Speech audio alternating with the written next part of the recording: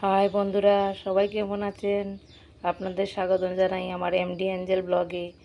আজকে আমি রান্না করতে চলেছি ঝিঙে আলু দিয়ে পাতলা করে মাছের ঝোল। মাছগুলোকে আগে থেকেই আমি নুন হলুদ দিয়ে মেখে রেখে দিয়েছি। তারপর কড়াইটা বসিয়ে দিলাম। কড়াইটা গরম হয়ে গেল, এবার আমি তেল দিয়ে দিচ্ছি।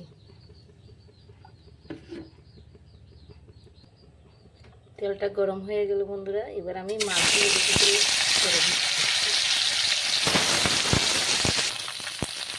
মাছগুলোকে ভালো করে নাড়িয়ে চালিয়ে ভেজে নিলাম।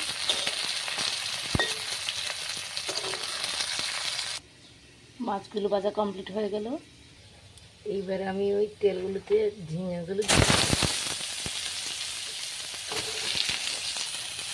হলুদ গুঁড়ো দিয়ে ঝিঙেগুলো ভালো করে ভেজে নিলাম।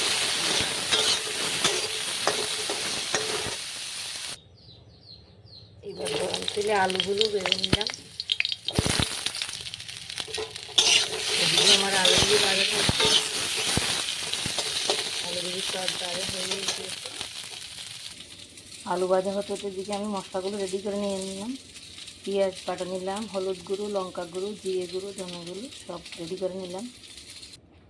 আমার ঝিঙে আলুগুলো ভাজা হয়ে গেল, আমি নামিয়ে নিলাম ঝিঙে আলুগুলো। এবার আমি তরকারিটা বসিয়ে দেব। তেলটা গরম হয়ে গেল, আমি তারপর মোটা জিরে দিয়ে দিই। তারপর আগে থেকেই রেডি করা মশলা, এবার আমার মশলাটা একটু বাজাবাজি হয়েছে। মশলা একটু দিয়ে তারপর আমি আলু আর ঝিঙেগুলো দিয়ে দেবো। আমি ঝিঙে আলুগুলো দিয়ে দিলাম একসঙ্গে, তারপর নাড়িয়ে চালিয়ে নিচ্ছি।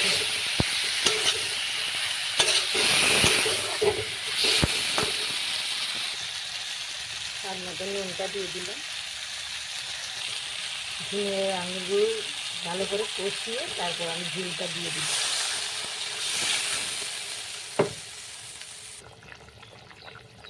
ঝোলগুলো ফুটলো, ফুটাগুলোর সঙ্গে সঙ্গে মাছগুলো দিয়ে দিলাম একে একে। আমার এই ঝিঙে মাছের তরকারিটা হয়ে গেছে, এবার আমি নামিয়ে নেব। আপনারাও ট্রাই করে দেখতে পারেন ঘরের মধ্যে।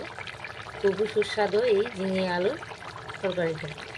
বন্ধুরা, আমার ঝিঙে মাছের তরকারিটা হয়ে গেল, আমি নামিয়ে নিলাম।